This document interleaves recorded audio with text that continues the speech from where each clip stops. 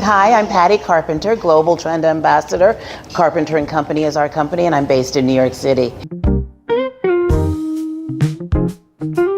There will definitely be the whole idea for trends is the direction in which things will tend to move. So as we talk about the current trends, we're watching what's happening, that arc of how color is moving, whether it's warming or cooling, what types of color are important. Right now we see the warm side of the palette being very important. We see the new blues coming on, which are softer, mid-range. We see a lot of colors we call nuanced neutrals, and those are colors that, depending on the light, will flare in one direction or another. So those are some of the things that we're seeing happening.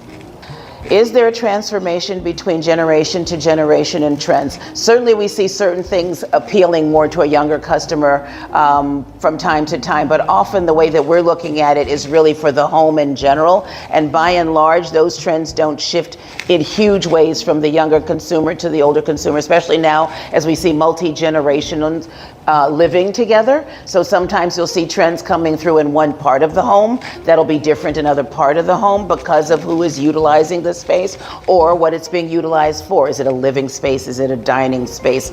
Those things will certainly have a different type of trend. What we see coming from the younger trend, which is quite interesting though, is this idea that they're looking back. So some of the trends that we as an older consumer like myself will remember, it's new for them. And so as they thrift and look at things around sustainability, those kinds of things certainly are much more top of mind for the younger consumer than the older consumer. And for that reason, we're seeing quality being talked about a lot more. We're seeing the idea of sustainability. We're seeing the idea of longevity and the use of products. All those things are trending all the way through. If we're talking about the focus of a design and designers, ultimately what we found is when you had that idea of throwaway, that idea of fast fashion, if you will, both for clothing and home, then you didn't think about longevity, and so you didn't think about something being able to remain. What we're seeing now more than ever is that idea that we want things of quality. We want things that are handmade. We love the touch of the artisan. Those connections for us as human beings are important. And we also see this idea that things have form and function. They need to work together. What we're seeing as designers are creating things that will sit out in a space and look beautiful and be decor inspired, but simultaneously they can use that particular thing. And so the idea of form and function is very top of mind right now. In fact, we encourage it in the people that we're working with.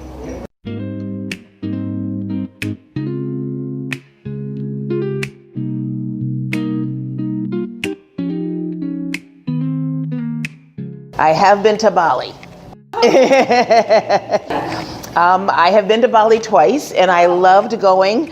I love the handmade quality. What's interesting is, but there's also more of there's a rusticity and a deeper cultural kind of feeling to the design that I see coming out of Indonesia. And there I think these are more traditional. That there is a wonderful handmade quality. There is this connection to the culture that continues to be important. I love Indonesian textiles. The weavings are gorgeous. The ikats are stunning.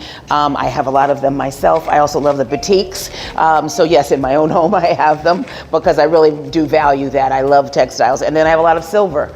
The beautiful silver work, the intricacy, again, that's speaking to that cultural base for that is really lovely. Hi, Business Lounge Journal. It's great to be with you today. I do hope that you've been inspired by the kinds of things that we're talking about so that the design that you're working on continues to move forward. But always keep that culture, that base, because it really is quite distinctive and beautiful. And I loved being with you today. Thank you so much.